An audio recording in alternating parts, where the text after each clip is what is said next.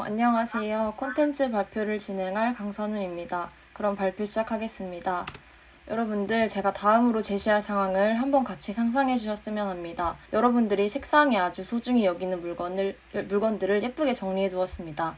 그런데 어느 날 집에 놀러온 친구가 아무것도 모르고 그 위에 가방을 툭 올려놔서 물건들이 흐트러지거나 어떤 건 아예 망가져 버린다면 여러분들의 기분은 어떨까요? 친구지만 너무 화가 나지 않을까 싶습니다. 물론 친구가 몰라서 한 행동이고 이걸 다시 정리하면 복구가 어느 정도는 가능할 것입니다. 그러나 아예 복구를 할 수 없는 상황에 친구가 하나 있습니다. 바로 춘천 중도 유적지입니다. 첫 번째 특강에서 멘토님께서 언급을 해주셔서 모두 이 사건에 대해 아실 텐데요. 바로 춘천 중도에 세워진 레고랜드에 대해 이번 발표에서 다뤄보고자 합니다. 많은 놀이기구, 다양한 퍼포먼스 쇼, 어트랙션들과 레고 테마로 꾸며진 호텔 등으로 우리 아이들에게 즐거운 경험을 선사해줄 것이라는 레고랜드. 듣기만 해도 정말 재미있고 아이들은 기대에 가득 차 있을 것 같습니다. 그러나 우리는 이 레고랜드에 주목해서는 안 됩니다. 삐까뻔쩍한 레고랜드 아래에는 우리의 소중한 빛나는 역사가 빛을 온전히 발하지 못한 채 묻혀 있습니다. 그것이 바로 오늘 다룰 춘천 중도 유적지인데요. 이에 대해 좀 더 구체적으로 알아보겠습니다. 춘천 중도는 1977년 고대 유물이 발굴되면서 발견된 유적지로 1980년대 이후 대규모 발굴 조사가 진행되면서 당시 한국 최초의 것들이 많이 발굴되었습니다. 즉, 그로 인해 엄청난 유적지들이 잠자고 있다는 게 예측이 되는 곳이었습니다. 그러나 지난 2013년 강원도가 레고랜드 사업을 확정하면서 사업 전 문화재 발굴 조사가 진행이 되었습니다. 숨가쁜 조사 결과 중도는 오랜 역사를 보여주는 각종 유물들이 밀집한 사적급 유적지라는 사실이 재확인되면서 현장 보존을 둘러싼 논란이 거세졌습니다. 하지만 결국은 레고랜드 사업이 추진되어 개발이 진행되었으며 2022년 5월에 오픈 예정이라는 안타까운 결말을 맞았습니다. 끝난 일이지만 많은 사람들이 큰 아쉬움의 목소리를 내고 있고 여전히 관심 대상인 이유는 무엇일까요? 말씀드렸다시피 바로 이 유적지가 큰 가치를 지니고 있는 중요한 유적지이기 때문입니다. 5개의 발굴 기관이 확인한 결과 수천 년 전 우리 선조들의 유산이 막 쏟아져 나왔습니다. 중요하게 봐야 할 부분이 몇 가지 있는데요. 먼저 고조선 대표 유물인 고인돌이 강원도 지역에서 처음으로 대량 확인되었다는 점입니다. 또한 선사시대 유적으로 여겨지는 장방형 집터들이 구성된 마을 유적이 다수 드러난 것도 주목할 점입니다.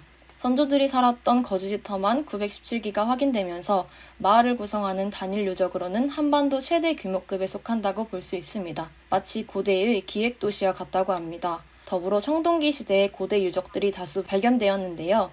그 중에서도 특히 도들띠 세기무늬 토기가 출토된 일부 집터는 기원전 11세기 이전 청동기 시대의 가장 이른 단계에 속한 것으로 보인다고 발굴단 관계자들은 추정했습니다. 즉, 중도 유적지는 고대 유물부터 삼국시대의 흔적까지를 찾아볼 수 있는 중요한 유적지라는 것입니다. 마지막으로 가장 중요한 부분이 하나 더 있습니다. 바로 춘천 중도 유적은 홍산 유적보다 4배나 더 큰 세계문화유산이라는 점이 나타나며 특히 홍산 유적의 것과 똑같이 생긴 적성묘가 중도에서 발견되었다는 것입니다. 무덤 양식은 4, 5 세계관과 관련되어 있기에 쉽게 전파되거나 바뀌지 않는 것 중 하나인데요. 중국 본토에서는 돌로 쌓은 무덤이 하나도 발견되지 않았지만 한민족의 무덤 양식은 항상 돌과 함께 왔습니다. 이러한 사실에 비추어 봤을 때 홍산 유적과 중도 유적에서 똑같이 생긴 적성묘가 발견되었다는 것은 곧 두 곳이 한 문화권에 속해 있었다.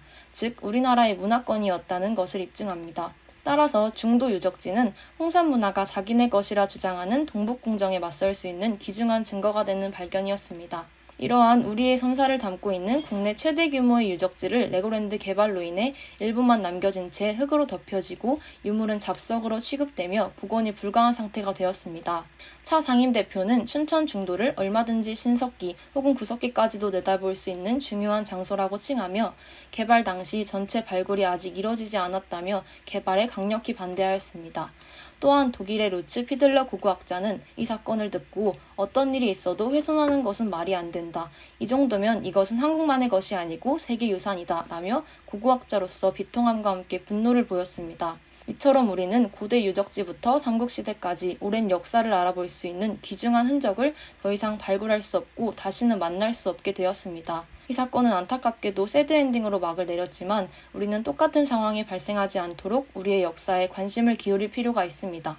최근 역사 왜곡과 관련하여 대중들의 큰 영향이 드러났던 사건들을 비추어 봤을 때 우리들의 작은 관심 하나하나가 모여 커다란 영향을 불러일으킬 수 있다고 생각합니다. 이제는 이러한 사건들을 해피엔딩으로 만들어낼 의무가 있습니다. 끝으로 우리 모두가 알고 있는 유명한 이야기, 역사를 잊은 민족에게 미래란 없다.